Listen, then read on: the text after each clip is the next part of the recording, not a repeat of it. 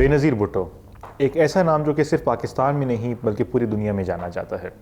वो सिर्फ पाकिस्तान की नहीं बल्कि मुस्लिम दुनिया की पहली खातून वज़ीर आज़म थी। शी वॉज़ बॉर्न ऑन 21 जून 1953 और वहाँ से उनकी लाइफ की अचीवमेंट्स, हाइज एंड लोज और ट्रेजेडीज़ का सफ़र शुरू होता है। 2007 का वो साल है जब पाकिस्तान में पॉलिटिकल टेंशन बहुत हाई थी।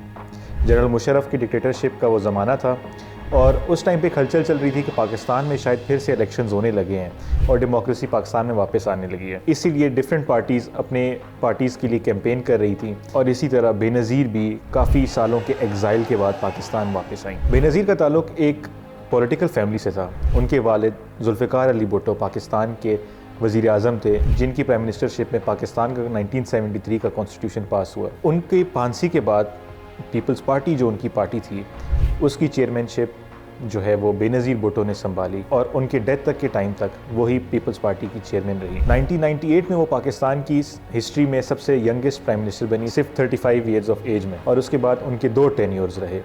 उन दोनों टेन्योर्स में इंटरनेशनली उनके जो एजुकेशनल रिफॉर्म्स थे, उनके हेल्थ के रिफॉर्म्स थे, उनके जो वुमेन एम्पावरमेंट के रिफॉर्म्स थे, जैसे जो पहले फीमेल पुलिस स्टेशन का उन्होंने फाउंडेशन रखी, वो भी उनकी काफ़ी सराहा गया उसको इंटरनेशनली।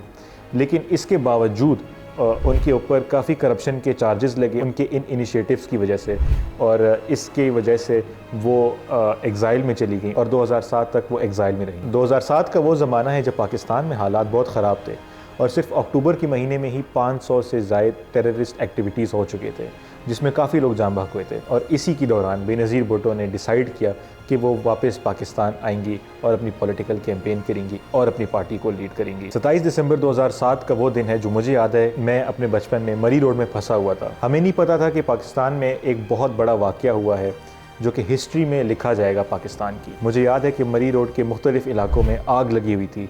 हमने कहा कि शायद कोई प्रोटेस्ट हो रहे हैं, कोई रैलीज़ हो रहे हैं, लेकिन पता चला जब हमें एक कॉल आई कि बेनज़ीर भुट्टो शहीद हो चुकी हैं। लियाकत बाग रावलपिंडी के इस जलसे से पहले बेनज़ीर भुट्टो ने कराची में एक जलसा किया था जिसमें भी उनके ऊपर एक असैसिनेशन अटैम्प्ट हुई थी, लेकिन चूंकि वो एक निडर औरत थी, उन्होंने लियाकत बाग रावलपिंडी का जो जलसा था उसको कैरी ऑन किया और उसके जलसे के बाद जब वो अपनी गाड़ी में बैठी तो उन्होंने ये डिसाइड किया कि वो सनरूफ से निकल के अपने जितने भी सपोर्टर्स हैं उनको सलाम पेश करेंगी। उनके जो एडवाइज़र थे साथ रहमान मलिक, उन्होंने उनको एडवाइस किया कि आप ऐसे ना करें क्योंकि हालात ख़राब हैं और थ्रेट्स भी हैं, लेकिन उन्होंने उनकी एडवाइस नहीं सुनी और वो सनरूफ से बाहर निकली।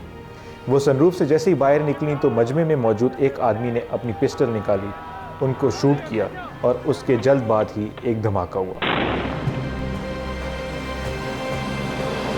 इस धमाके के नतीजे में बेनज़ीर भुट्टो शहीद हुए और काफ़ी लोग जो है उसमें इंतकाल कर गए। इनके डेथ के बाद पाकिस्तान में काफ़ी प्रोटेस्ट्स होने लगे, काफ़ी राइट्स होने लगे, लेकिन जो उनके शौहर हैं आसिफ अली जरदारी, उन्होंने पाकिस्तान खप्पे का नारा मारा और उन्होंने कहा कि हम कोई भी प्रोटेस्ट इस तरह से नहीं करेंगे और हम इलेक्शंस की तरफ जाएंगे।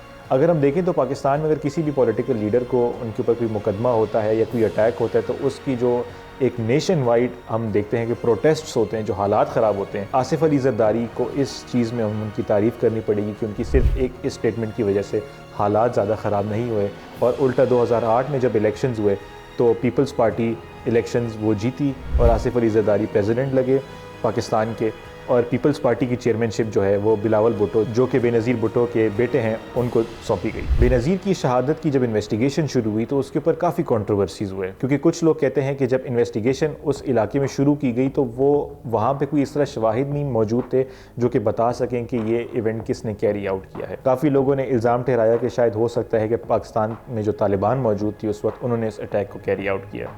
कुछ लोगों ने उनके अपने शौहर को और कुछ लोगों ने जो उस टाइम के प्रेसिडेंट थे जनरल मुशर्रफ, उनके ऊपर इल्ज़ाम ठहराया। हालांकि आज तक ये केस रिजॉल्व नहीं हुआ कि ये अटैक असल में किसने कैरी आउट किया था। 2009 में यूएन ने इन्वेस्टिगेशन शुरू की और जब वो इन्वेस्टिगेशन उनकी इख्तिताम को तकरीबन पहुंची तो 2010 में उन्होंने रिपोर्ट में अपने लिखा कि दिस केस इज़ अनरिजॉल्व्ड।